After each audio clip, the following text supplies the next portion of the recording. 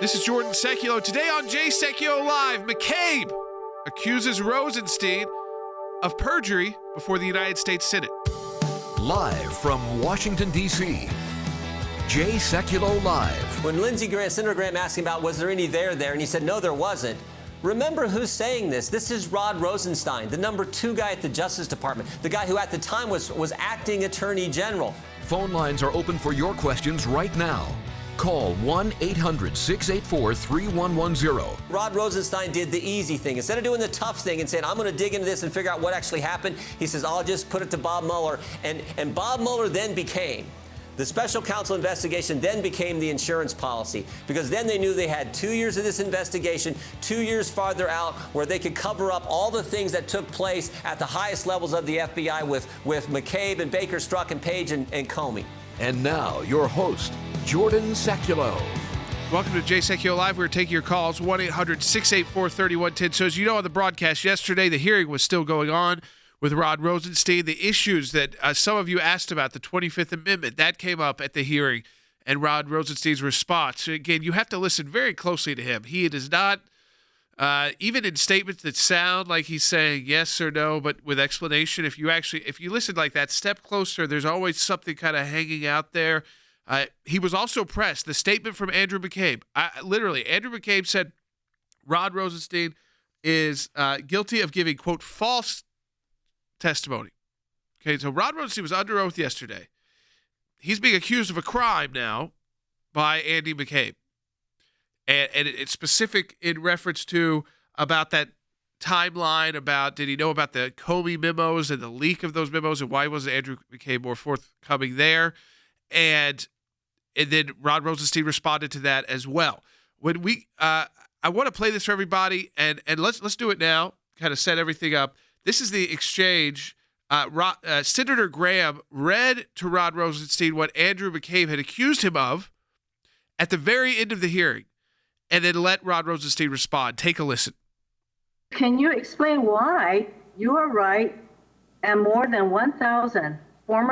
All right. We'll come back to that. That was the 25th Amendment question. We will get to that as well later in the broadcast, 1-800-684-3110. Let me go first to Andy Economou, who's with us. And Andy, the issue specifically, Andrew McCabe, who we had the kind of discussion about, is he going to be silent? This is a guy who's also suing to get his pension back. Would he try to claim the fifth? Now he's accusing people of crimes. If I'm a U.S. attorney, not even just the Senate staff, which I think has an absolute right to subpoena him to testify now because he put himself in the middle of it by making a new statement accusing their latest witness who was under oath of giving false testimony. But if I'm the U.S. attorney, I'm definitely bringing these two in. Oh, I definitely want to hear what he has to say. I don't know that he's going to not take the fifth. If I was him, I'd shut my mouth and wouldn't say anything further, although you may have waived your right to assert the Fifth Amendment, having made a statement that Rosenstein lied. But McCabe, has a lot of internal fortitude making the statement of all people that Rosenstein provided false testimony, considering what he did in his role in the entire investigation and the entire matter. So the rats are turning on each other right now as I see it. All right. Let me go to Thad in Washington, D.C., because Thad, the committee is meeting yet again right now. Now, they don't have a witness before them. They are debating and discussing, I'd say, the subpoena power that Senator Graham is seeking as the chairman to issue these up to 53 is what we know about. It's been made public so far, that these 53 individuals involved in this. But obviously, there's pushback from Democrats, which is very telling to me. They loved having Rod Rosenstein before them in these last few years. But now, all of a sudden, he's not so fun to have testifying when he said he wouldn't have signed the FISA if he knew this information from McCabe. And now you've got a back and forth. I think if you're a Democrat, then it's not great that Andrew McCabe just accused him of lying, because now you've got another back and forth to deal with. Well, and Rod Rosenstein still might get a subpoena out of this. Interestingly enough, though, Jordan, the Democrats said they wanted to call the special counsel Bob Mueller, and Chairman Graham said, okay, I'll call him, but you might want to think twice about that. Do you really want to have him come before us again? Because he did that once, and it didn't go too well from you. Jordan, if they want to call him, I think the chairman would. All right, folks, we've got a lot to talk about. 1-800-684-3110 to talk to us on the air. That's 1-800-684-3110. We'll be right back. and former deputy.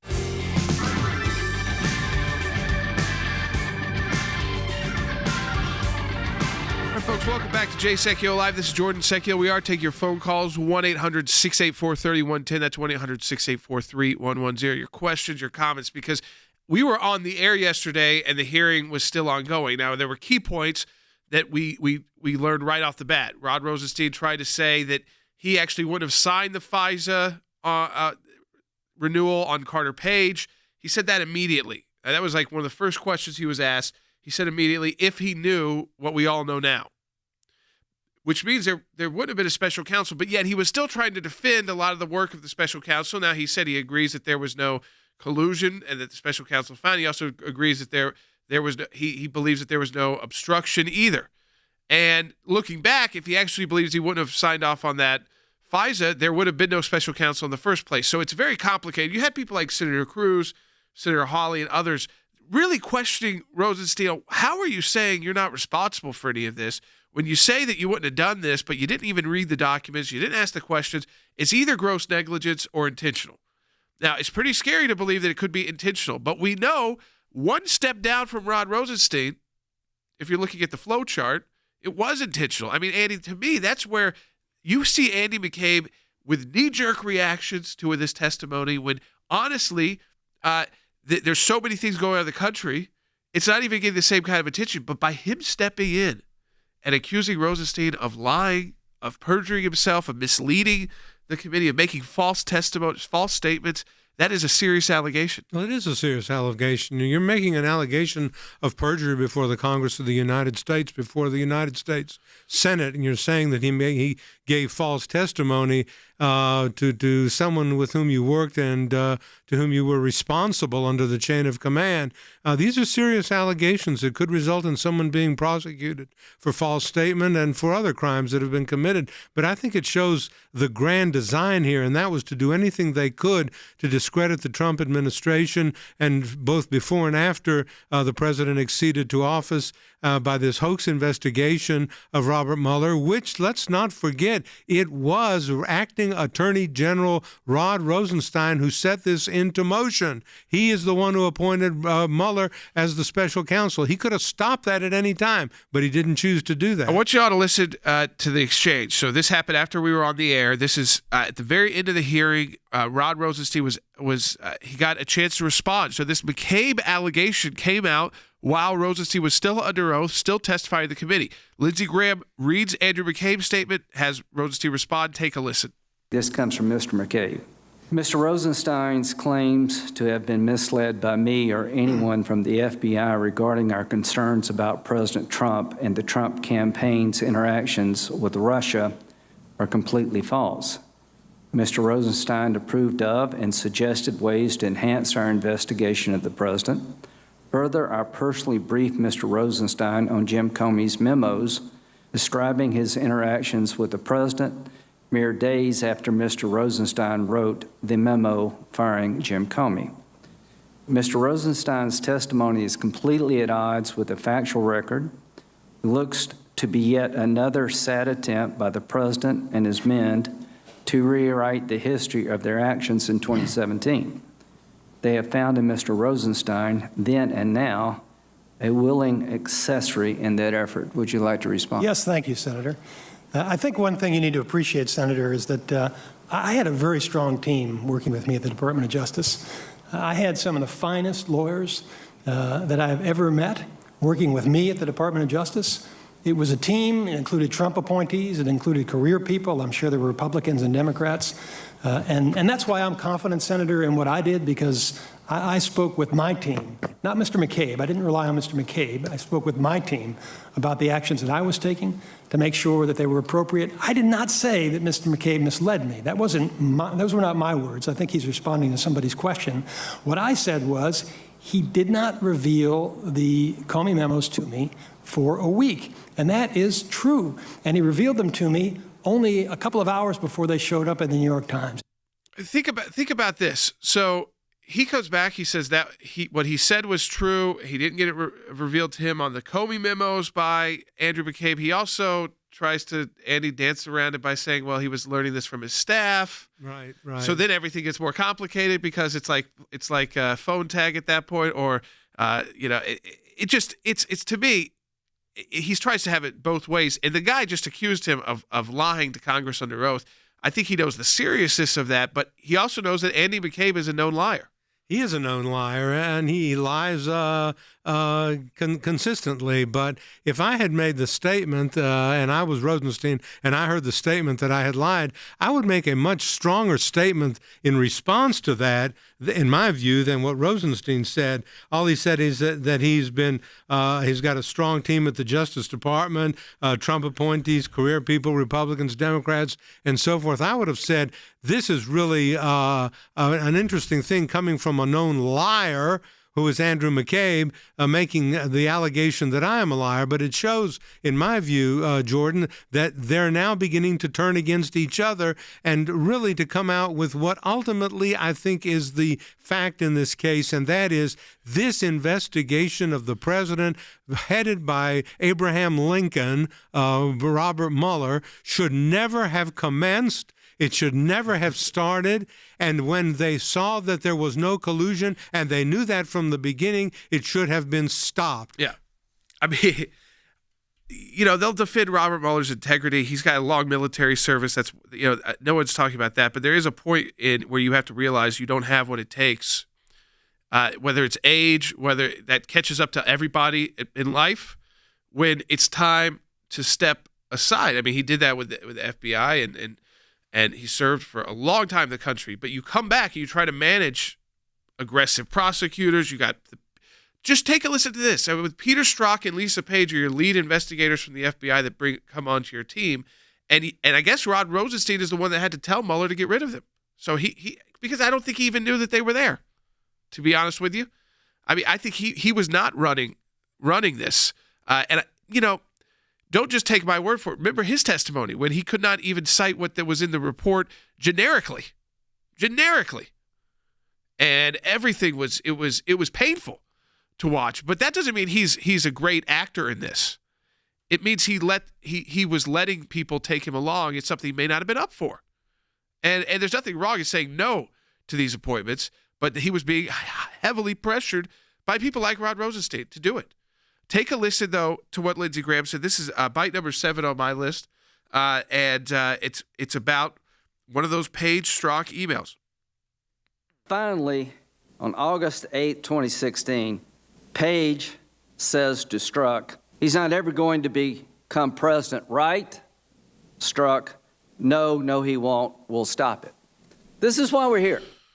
I mean, Stan, there's again, this idea that from the core of this investigation, from the core of its moving parts, from the people who were overruling the field agents who said, close it on Flynn, there's nothing here, there's no crime here, this is wrong, we did our investigation, there's nothing here, nothing to see.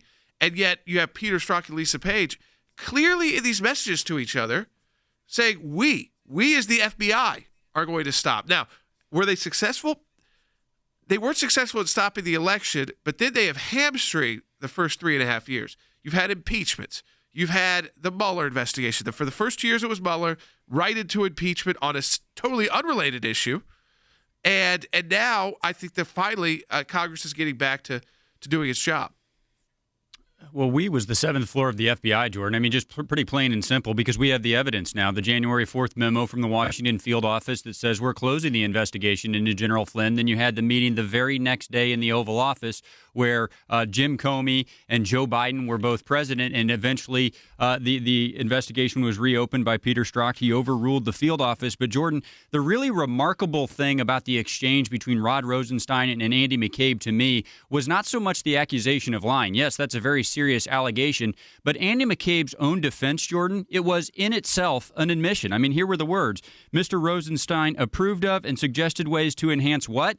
Our investigation of the president. Next line. Further, I personally briefed Mr. Rosenstein on Jim Comey's memos. Jordan, let me translate for the listeners. That translation is, I did it.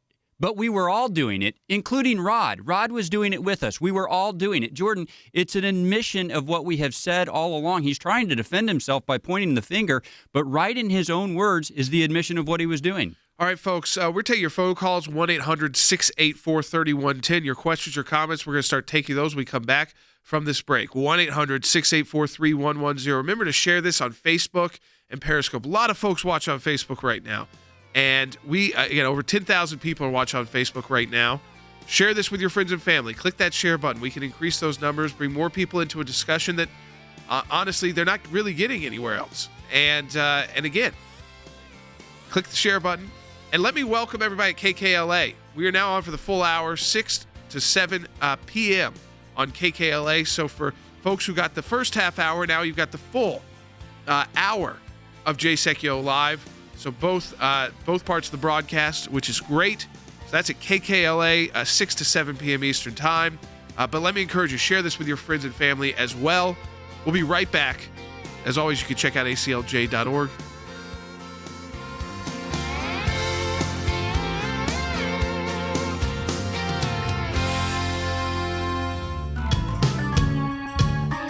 All right, folks, you want to talk to us on the air, 1-800-684-3110. That's 1-800-684-3110. So we've played for you, and we'll do it again second half hour just so people get another chance, because it goes for about 2 minutes. So we'll play it again when we come back for the second half hour of the broadcast. But so you've already seen that Andrew McCabe, while the hearing was still ongoing, fairly unprecedented, came out with a statement. And this is somebody who is definitely at the center of any U.S. attorney investigation of this, because he was became the highest ranking official at the FBI. He was the acting FBI director, but he was the deputy FBI director also in charge of this. So he's been involved from the very beginning. Peter Strzok and Lisa Page reporting directly to him as a deputy FBI director. Then he accuses Rod Rosenstein of providing false testimony. Remember, Rosenstein said he was not candid with him. He wasn't truthful with him. It was and of course, Rosenstein didn't ask the direct questions and who he was talking to. Rosenstein responded that, well, maybe he thinks I'm talking about exchanges with him, and he didn't tell me about the memos.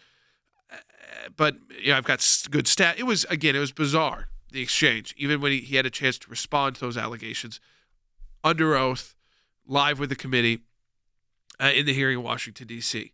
But he was also asked about the 25th Amendment issue. And interesting enough, this came from the senator from Hawaii. There's a Democrat who I think was hoping this would make him squirm. Now, he gives a careful answer on it, but it's probably not what Democrats hope to get.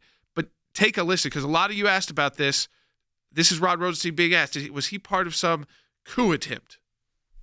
Let me ask you the question about, did you suggest or hint at secretly recording President Trump? I did not Yes or suggest no? or hint at secretly recording President Trump. Have you ever discussed with anyone the possibility of invoking the 25th Amendment to remove this president from office? I have never in any way suggested that the president should be removed from office under the 25th Amendment. And I can give you a more detailed explanation if you have time. So they didn't want that explanation.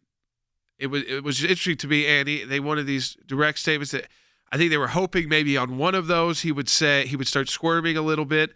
But he knew those were coming at some point in this hearing because everybody's been asking about it. Now, what's interesting to me is he flatly denied the wire part. That part that was probably the most unequivocal he's been. He's like, I never even discussed that. On the other, he was very specific about the 25th Amendment. And he didn't use that in the discussion to talk about removing the president. Yeah, he said, I didn't wear a wire. I didn't talk about wearing a wire. And I didn't ever talk about invoking the constitutional provisions of the 25th Amendment, which allow the removal under certain circumstances of the president from office. But he was very careful to limit himself to saying, I didn't discuss the removal of the president under the 25th Amendment. That didn't mean that there were not other ways that he and his colleagues could have been discussing the usurpation of the electorate, a decision of the people of the United States to elect the president to remove him in another fashion. and that's through the Mueller investigation and coming up with a hoax of collusion with the Russians. So he was very equivocal. He's a very smart and cagey guy, Rosenstein. You're not going to get him to commit to anything. And Senator Cruz and he had some very virulent exchanges between the two over the fact that he wouldn't answer him directly. And the same thing with Senator Hawley from Missouri. So he's a very cagey guy, Rosenstein. But he never really committed to saying, I never discussed removal of the president under any circumstances, under any statutes, and under any laws. He just limited himself to what Hirono asked, and that was with respect to the 25th Amendment. I find that very interesting.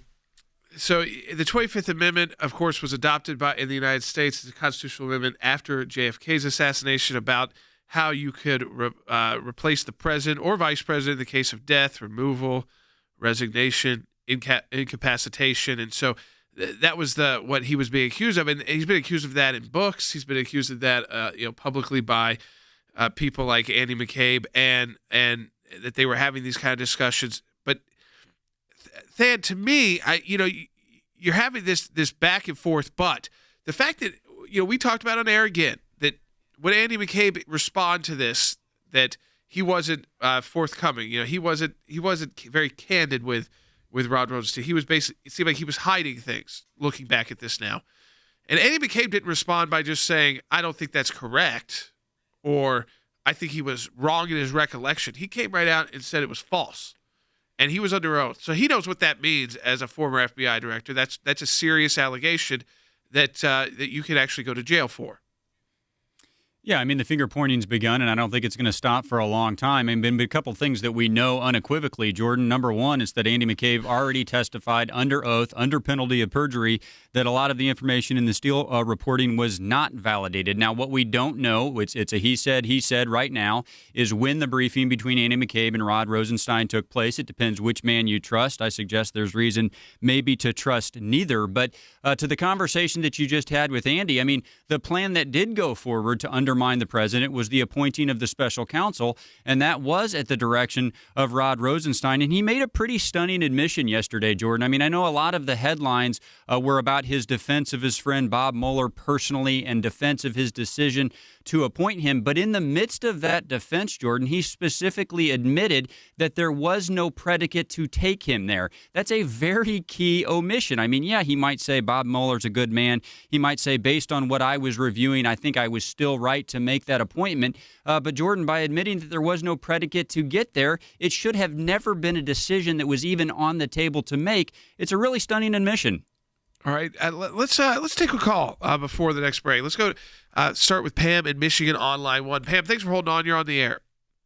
Thanks for taking my call. I'm so upset about the timing of these hearings that I'm not sure I can talk about it coherently, but I'll try.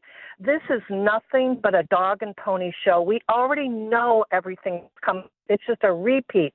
If Senator Graham was legit, he had the power to do this a year or even 2 years ago. We had to wait for the Horowitz report, which came out a big dud, and now we're sitting on our hands waiting for the Durham report. We need the Durham report. We need to not drag Let me jump in. out. Durham's not going to necessarily issue some report. We've gotten used to that because we had Mueller. That was a special counsel, and they felt like they needed to lay out their conclusions. And they did it in kind of a incohesive 400 plus pages, 2 volumes, and a lot of copy and pasting, you can tell, and sentence structures that don't even make sense, and bizarre. And Bob Mueller never even read through it when he went and testified. He had to have an assistant next to him just to figure out the page numbers of what was in the report. But then on timing wise, there were issues raised by the Inspector General. There are issues raised by the U.S. Attorney. There's also, this is just the opening salvo, if you will. This was a witness who came, he was not under subpoena, but was under oath. But now you've got the debate going on right now as we speak. I mean, let's answer that question when we come back. Why did it take this time? Now, we also have had an impeachment happen in the United States. We've had a virus go on. And to me, again, I think it can be frustrating to people because of what happened with Mueller and what happened with the impeachment. Remember, the impeachment was about Ukraine. It wasn't about Russia. Our country's been through a lot because of Rod Rosenstein's decisions.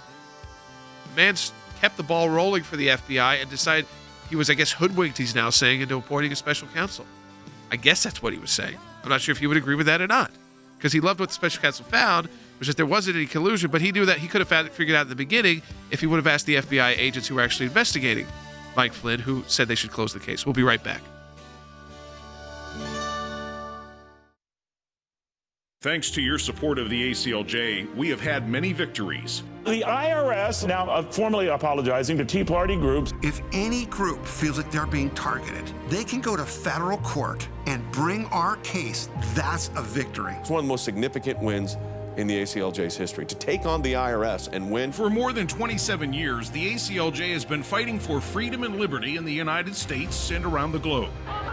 These are young people in their 20s and 30s that are doing this. They're fighting for life at a whole new level to beat back the abortion juggernaut. But I actually think we're winning. This is one of the social issues we're winning. The release of Andrew Brunson. We're flying and they finally left Turkish airspace.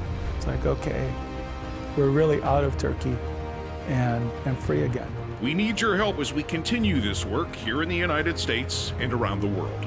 Join us online at the American Center for Law and Justice at aclj.org. Live from Washington, D.C., Jay Sekulow Live. And now, your host, Jordan Sekulow. All right, welcome back to Jay Sekulow Live, second half hour, 1-800-684-3110. That's 1-800-684-3110. Let me encourage you, too, if those watch on Facebook, Periscope, share this with your friends and family. Click that share button now. Thousands of people watching, utilizing Facebook. They're watching the broadcast. They're able to see the special videos we put together, too, during the breaks when we're on the air radio. I know most of you are listening via radio still, and that's great because in KKLA, you're getting that second half hour now. So welcome to all of you who are getting this second half hour of Jay Sekulow Live right now. And this, again, we do a full live 1 hour broadcast, but it's great to be live the full hour at KKLA 6 to 7 p.m. And for those of you, again, in the LA area and the surrounding area who get that signal, we are glad and excited that you get that second half hour now of the broadcast. Now, Dan, I wanted to give you the opportunity to respond because I think it was a good question for Pam. People are frustrated out there. They do wonder, why did it take the Senate Judiciary Committee this long to call back people like Rod Rosenstein and to move ahead with the subpoena power? Yeah, I think it's a fair question too, Jordan, and it can be frustrating. But I think one of the key considerations, and there's no exact answer on how to get this right, but when you do proceed, you want to make sure that you get testimony that actually paints a clearer picture and helps us understand it. And I would tell you two things. One, I think there was extraordinary value in getting the guy who both appointed the special counsel and signed off on the FISA applications to admit essentially that there was no predicate for either. That's extraordinarily valuable. Why? It's because of the other 52 witnesses that the committee wants to question. Jordan, when you think about Andy McCabe or Peter Strzok or Lisa Page or Joseph Pientka coming before this committee in light of this and telling them, look, the guy that signed off on all of this said he wouldn't have signed it if he had the information that all of you had. Now answer this question. Did you give it to him or was he lying? Jordan, all of a sudden, those depositions or those interviews of those witnesses become a whole lot more valuable if they'd have just rushed them out of the gate. So I agree with the caller partially. There is some frustration, but once you get to them, you have to be prepared to get value out of them. And yesterday, extraordinary value. The guy at the top said there was no predicate for either action. All right, folks, I wanted to play this for you again. I think it's a good time to do it. So we're in the second half hour now, and I want to play it for you again so we know what we're talking about, because Rod Rosenstein is still testifying when Andrew McCabe comes out and says he was giving false testimony. So Lindsey Graham reads what Andrew McCabe's statements. He gives an opportunity for Rod Rosenstein to respond. I want you to take a listen. This comes from Mr. McCabe. Mr. Rosenstein's claims to have been misled by me or anyone from the FBI regarding our concerns about President Trump and the Trump campaign's interactions with Russia are completely false. Mr. Rosenstein approved of and suggested ways to enhance our investigation of the president. Further, I personally briefed Mr. Rosenstein on Jim Comey's memos describing his interactions with the president mere days after Mr. Rosenstein wrote the memo firing Jim Comey. Mr. Rosenstein's testimony is completely at odds with the factual record. It looks to be yet another sad attempt by the president and his men to rewrite the history of their actions in 2017. They have found in Mr. Rosenstein, then and now, a willing accessory in that effort. Would you like to respond? Yes, thank you, Senator. I think one thing you need to appreciate, Senator, is that I had a very strong team working with me at the Department of Justice. I had some of the finest lawyers that I've ever met working with me at the Department of Justice. It was a team. It included Trump appointees. It included career people. I'm sure there were Republicans and Democrats. And that's why I'm confident, Senator, in what I did, because I spoke with my team, not Mr. McCabe. I didn't rely on Mr. McCabe. I spoke with my team about the actions that I was taking to make sure that they were appropriate. I did not say that Mr. McCabe misled me. Those were not my words. I think he's responding to somebody's question. What I said was he did not reveal the Comey memos to me for a week. And that is true. And he revealed them to me only a couple of hours before they showed up in the New York Times. Now, when we come back, I'll play you what Rod Rosenstein, what led to this, because it's important. And we played it yesterday, but it's important now with that extra context, because now he's trying to say what he didn't say, and we all went to the legal definition. It was all he did. He did say that Andrew McCabe was being untruthful, withholding information, not being forthcoming, not candid. We'll be right back. To say that the Democrats are turning a blind eye to the shortcomings of the Mueller report is just plain wrong. Well, here's the deal, Senator Durbin. For 2.5 years, the Trump campaign was looked at. Did they collude with the Russians? What do we know now? The Democratic Party nominee, through Fusion GPS, spent over $100,000 hiring a foreign British agent who found a Russian who provided Mr. Steele a bunch of garbage against candidate Trump that wound up being used by a FISA court multiple times to get a warrant against an American citizen. Mr. Chairman, that is your theory. No, that's a fact. You're entitled to your These theory. are facts. The dossier was the key document to get a warrant, without which there would be no warrant. If you don't believe me, ask Mr. Horowitz. And the net result of it was with no impact You're trying to change the topic. Here's the topic. I am absolutely confident that it is impossible to believe that one of the most prominent investigations in the history of the FBI, a sitting president, that when the case fell apart, nobody found out about it. That they interviewed the man 3 times in January, once in March, and once in May, and he disavowed the entire document used to get a warrant, and it never worked its way up to the top. The Mueller investigation was a big deal for the country. We need to know, was the president, was the nominee of the Republican Party a Russian agent? We looked, $30 million, subpoena after subpoena. Now we need to know, did the Democratic Party hire a foreign agent to find a Russian stooge to dupe the FISA court? And did the FBI know about it, and did they play along with it? We're going to find that out. If we have to do it by ourselves, we're going to find it out.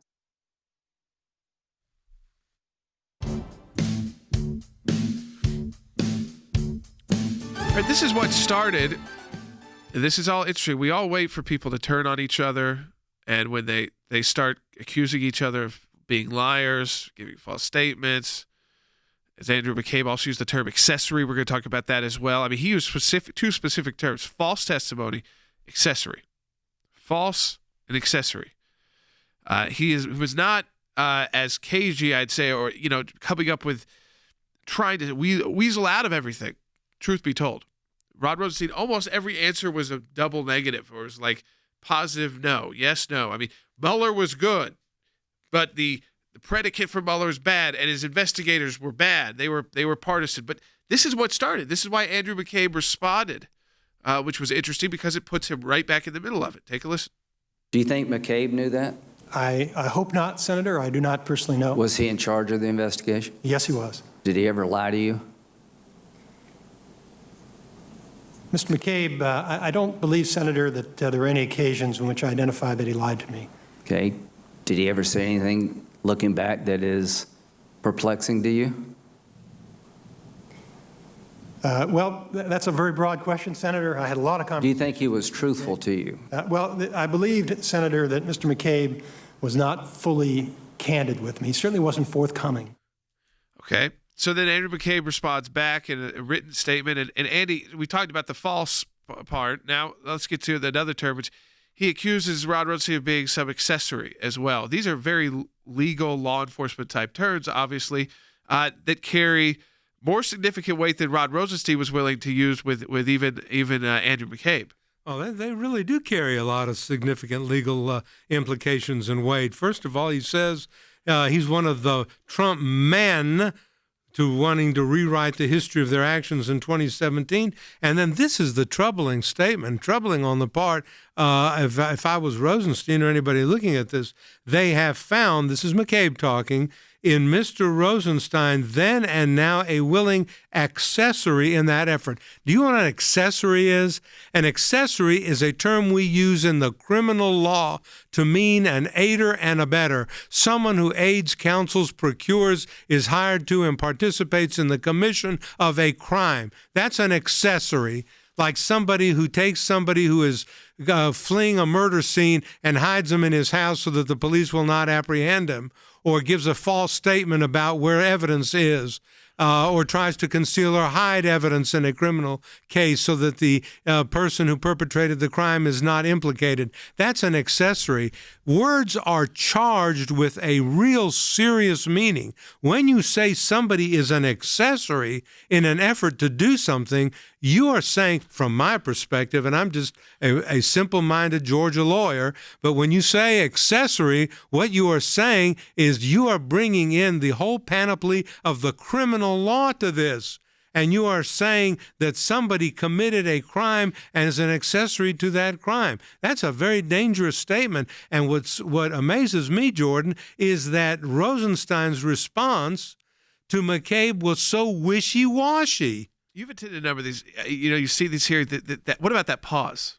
Oh, the pause. I mean, it was like. I mean, if you were in court, really, and you he heard, was carefully thinking what he was trying to say. Yeah, he said, "Did he lie to you?" And then we wait 1, 2, 3, 4, 5, and then he comes up with, "Well, I'm not going to say that he lied to me." He said he was not. I wrote it down. Not fully candid and not forthcoming. Well, let me tell you, don't play mince words and bandy terms like that around. He lied to you is what he did, and then you're trying to say that he was not fully candid and forthcoming. Then McCabe comes back the next hour or that afternoon and says, "Well, I'll tell you what he did, Rosenstein. He provided false testimony." So where Rosenstein was wishy-washy, McCabe, of all people, the liar, says that Rosenstein provided false testimony. Let me go right to Than Bennett, Washington, D.C., because Than, I want your reaction to, because you also see a number of these hearings, and usually when someone comes right out, they ask these pretty direct questions, and if you're already going to have decided in your head you're going to say this about Andrew McCabe, that he wasn't truthful, and he's not candid, he's not forthcoming, you would think that could be a more immediate response, but he was obviously kind of trying to craft that in his head before he responded. But so you see a lot of hearings like that, but there's also some breaking news on this with the Senate Homeland Security Committee. So this is a separate committee, and they've actually taken an additional step to bring witnesses forward. Yeah, so just one thing before that, Jordan, I just underscore what Andy said. I mean, the direct words from Andy McCabe is that Rod Rosenstein approved of and suggested ways to enhance the investigation. So, Jordan, I would expect that will be question one when Andy McCabe comes before the committee. Do you have evidence to show that Rod Rosenstein did actually suggest ways to enhance that investigation? But you're right, Jordan. The Senate Homeland Security Committee just now voted by a vote of 8-6 to authorize subpoenas in this case. The scope will be a little bit narrower than in the Senate Judiciary Committee, Jordan, but they will go to the FBI, to the State Department, to the ODNI for Steele dossier documents. They will also request testimony from James Comey, John Brennan, Samantha Power, Ambassador Bryce, Sidney Blumenthal, James Clapper, and others. So, Jordan, again, it's pieces to the puzzle when you have this many committees with subpoena power looking at it, and you have all these witnesses trying to point the fingers at each other. Jordan, the picture will start to become more clear. So I'm glad the second committee is in on the action here. We're taking your calls, your comments, your questions at 1-800-684-3110. That's 1-800-684-3110. I can let you know, I think that if you call now, you can get through 1-800-684-3110. Let's go to Mary in Maryland on line 3. Mary, welcome to Jay Sekulow Live. You're on the air. Thank you. I pray for you guys all the time, and I'm just so grateful for what you're doing for the country. It's wonderful. Thanks, sir. My question deals with Nancy Pelosi. Yep. There are so many people that are aware of what was going on and actually working toward the goal of getting rid of the president, which she ended up doing. And I was wondering, if someone is that much aware and they are sort of on the team, are they implicated also? I mean, I think that it's probably more likely, like Than just went through that list of executive branch officials from the Obama administration, people that would have had direct access to the intel. Obviously, Nancy Pelosi could get access as well, but she would not have the power to unmask. She would not have that ability to get the ball rolling, to get it started. She's a partisan actor, but remember, the impeachment was not about this. And I mean, we have to remind people, we've been through a lot as a country in just 2020, but we have to remind people that the partisan impeachment vote by the House was not about Russia. It was about a phone call with the Ukrainian president. That's because they didn't find anything in the Mueller investigation, Jordan, so they had to find something else to impeach because that was the plan beforehand, that they would have an impeachment proceeding. When the Mueller investigation came up with nothing, they had to go with something else. I would say this to the caller. Look, I'm all about holding the Article I branch accountable. I think Speaker Pelosi, the Senate Intelligence Committee, and others should be held accountable. But, Jordan, what I would say is this. I think the committees with jurisdiction over power as sober as this, the power to surveil American citizens, those committees need to be more vigilant. And I would specifically look at the House Intel Committee and the Senate Intel Committee. One's run by Democrats, one's run by Republicans. Jordan, they would have had more information about this FISA process. I don't think they did a good enough job pursuing it. And to a point you've made many times, guess whose responsibility it is to make sure that the changes are made, the reforms that happen, that it doesn't happen again. It is those two committees. It is the United States Congress. And quite frankly, Jordan, these powers, they shouldn't be reauthorized until those reforms are made. Let me let you know too. Attorney General Barr is addressing the country right now at a press conference, and he's discussing both the civil rights investigation ongoing and in what occurred with George Floyd, which is at the federal level. You can look at, and he's also laying out that they have evidence of Antifa and foreign actors.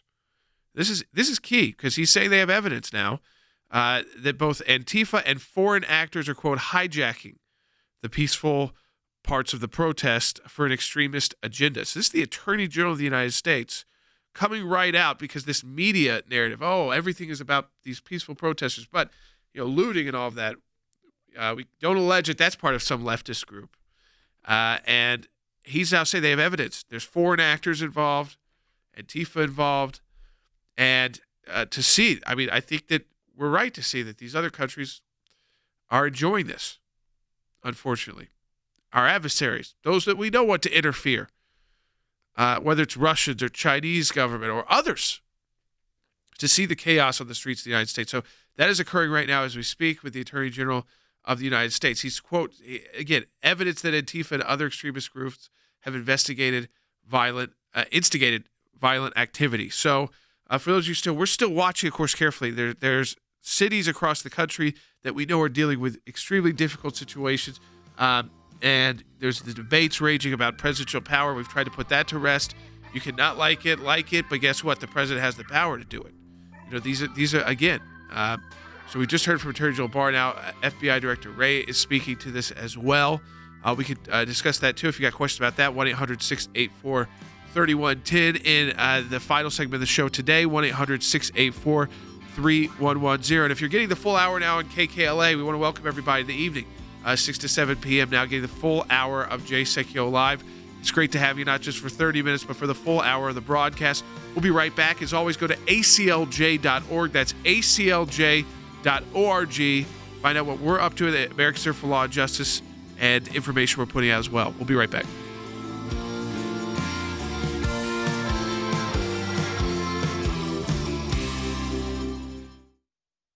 You've read the Inspector General report, Mr. Rosenstein? I've read most of it, yes, sir. You've read the 17 repeated material misstatements documented within the Inspector General report. I have read that, yes, sir. You're aware one of those is a lawyer fraudulently altering an email, creating counterfeit evidence that became the predicate for a sworn statement in the FISA court? That is in the Inspector General's report. Yes, sir. You just told Senator Lee you read the FISA application. At the time you read the FISA application, did you know that the primary source behind the Steele dossier had disavowed it and said it's not true?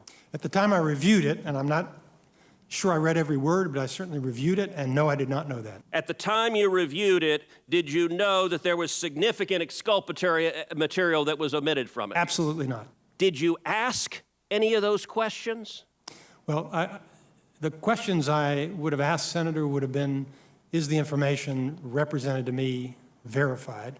How could you sign off on something with this number of misrepresentations that the FISA court later came back and said, this destroys our trust in the FBI? You signed off on it personally. How could this happen? I approved the submission of it, and 4 federal judges signed off on it too, Senator, because, like me, they believed that the information had been verified and was accurate. Did they have a duty to verify the information? No, the agents had a duty to verify. Oh, so you did not have a duty to verify the information? I had a duty. Your name on the application. Well, I had a duty to make sure it had been verified. Did you rubber stamp it? You know, when you're running an organization with 115,000 people, you're not going to be able to personally verify the information. No, I know. So and that's why you can't be held responsible. No, I am the FBI responsible. says they can't be held responsible. And so at the end of the day, it's nobody's fault. The FISA court has been misled. The FISA court is saying we can't trust anything the FBI says, but nobody's to blame for it.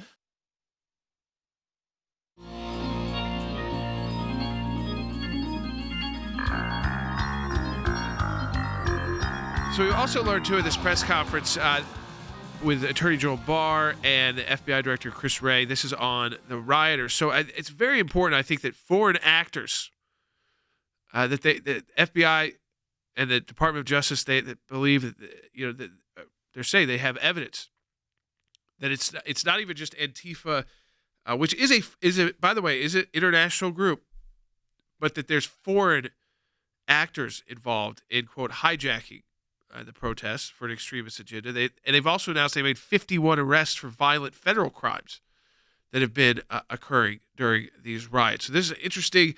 I think it's also this idea that the media has got a lot of this wrong, and some of it is just because it happens in real time, and they're kind of reporting what they think is happening, and even if you're giving them credit, if you want to give them credit for that. But ultimately, what the problem is, they haven't been correcting a lot of their misstatements. So this idea of the Insurrection Act, I mean, the truth is, it doesn't really matter what a former Secretary of Defense thinks about it. It's the law of the land. And so maybe he shouldn't be acting like he knows constitutional law. I know he reads a lot of books, and that's wonderful. But there's some pretty clear laws that give the president this power. Doesn't mean you would necessarily use that all the time. Obviously, it's something you use when only you have to. But I think that there was a cop stabbed in the neck last night in New York City in front of everybody. This is right in the media. This is what you're seeing. This is what reporters are seeing happen. Okay, this is what we're seeing. You think that we're seeing everything in New York? They don't have enough cameras to do that. They don't have helicopters to cover it. And this has gone on and on and on.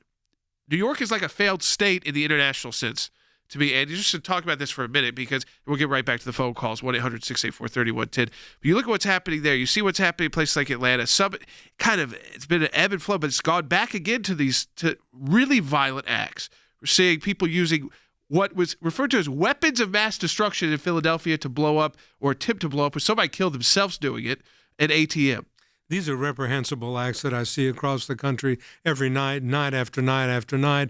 And I know the citizens and our listeners are asking the question, when is this going to be over and how is it going to be over? And I think the president has got a very difficult decision to make, and that is ultimately if the local law enforcement agencies, that is to say the National Guard, localized by the governors of the states, if the governors of the states, if the mayors cannot quell these insurrections, then perhaps the president should invoke the Insurrection Act of 1807. And that's right, I said 1807, which you in the previous broadcasts have indicated, Jordan, many times it has been invoked by JFK. It was invoked as late as 1992 in the Rodney King riots. But we've got to bring peace and order to the United States.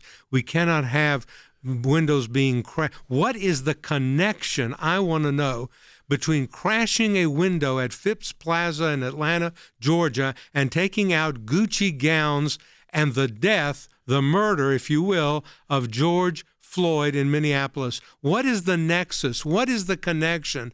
How is what happens in Atlanta at two major shopping centers that I personally know of have got to do with the vicious and senseless murder of a citizen in Minneapolis, Minnesota? How does that bring justice to the cause that is being sought here? It does not, is the answer to the question. Not at all. All right, folks. I mean, to quote Attorney Joe Barr, just so you know exactly what he said, quote, "We are also seeing foreign actors playing all sides to exploit the violence." And whether that's through social media and through just getting, whether it's news about, hey, let's start this, or if it's fake news out there, you're putting this out to try and just encourage chaos, basically. Encourage chaos. But I do want to take the phone calls we've got coming in too before we finish the broadcast today. And again, we're going to stay up to speed on all of these issues. We can go through some of that press conference. We'll see what happens throughout the whole day. A lot happening in days now, but for the broadcast tomorrow as well. Let's go to Jack in Ohio on line 1. Jack, welcome to Jay Sekulow Live. Hi. What I was curious about is, are there any Democrats in the Congress or Senate that are interested in what happened to Trump, how the spying got started, how unjust it was? Is there anybody supporting? So, this is a good one for you. The Senate, they loved bringing these folks before. It seemed like they kind of relished these opportunities to talk about Russia all day and night on television until the narrative changed.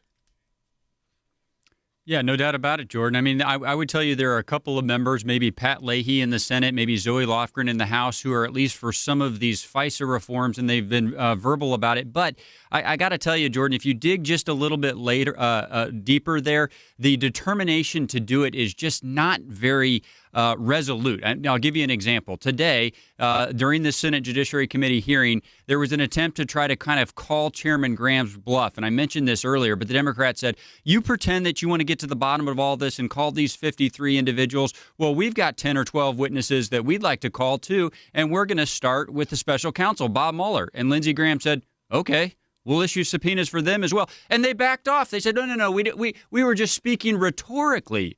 Right. So, Jordan, I would tell you that their actions don't back up their words. They say they're interested, but when Chairman Graham says we'll do it, they back off. I mean, The last thing they want is Bob Mueller testifying again. The man, maybe he's had time to read this report now, though I suspect he has not. He did it, here he was, but it was sad to see. And they thought that was going to be, they thought that was going to be great for them. They thought he was going to amplify a message that wasn't in the report, but that they could maybe get him to go further than the report, or this and that. It was all the news was focusing on, and the guy literally did not know what was on page 1. So, so Than said, you call their bluffs right now. Enough is enough. They need to get to the bottom of it. John in Texas on line 2, final call of the day. John, welcome to Jay Sekulow Live. Thanks for holding. Hey, thanks, guys. Hey, I was just curious. Do you think that the Senate investigation could somehow overlap in the Durham's where it can mess with his? Like, in other words, if he's starting to come to a conclusion and land it and they find out some new stuff, I heard this might go on through till October, but I heard that Durham might wrap up in a few months. What's your thoughts on that? In a few months is also October. So I think that at this point, if you could get people testifying publicly and they start accusing each other of lying, that's probably not bad for a U.S. attorney. No, I think it would be good. I would love to see, if I was the United States attorney and I was conducting what Durham's investigation is all about, I would love to just watch from the sidelines what is happening in the Senate Judiciary Committee with respect to these 53 or 56 or however many subpoenas that are issued. And I would love to see if the evidence that I have gathered through my FBI investigations and grand jury subpoenas matches up with what is happening in the Senate. It's just more fodder for my investigation. But again, it takes time, and it's not anything that's going to happen quickly. I trust and hope to see something by October. Certainly, I hope to see it before the end of the year. God forbid that there's a new administration in Washington and this all comes tumbling down. That could happen, Jordan. All right, folks, we're going to get I explain this as it happens. The subpoena issue, I think that's so telling. Well, we want Bob Mueller to come back. Okay, sure. Let's have Bob Mueller come back. Oh, that's just rhetoric. Just rhetoric. the United States Senate. Listen, remember, it's getting to their friends. It's politicians are being implicated now on the other side. Why was President Obama being able to brief everybody? Why did Susan Rice send that email the final day after President Trump was even sworn in office? But it's like the last thing she did. Everything was done by the book. Maybe because the President of the United States at the time, now former president, was briefing his staff, including the Deputy Attorney General, on the investigation. So, again, a lot to talk about. We've got another broadcast tomorrow.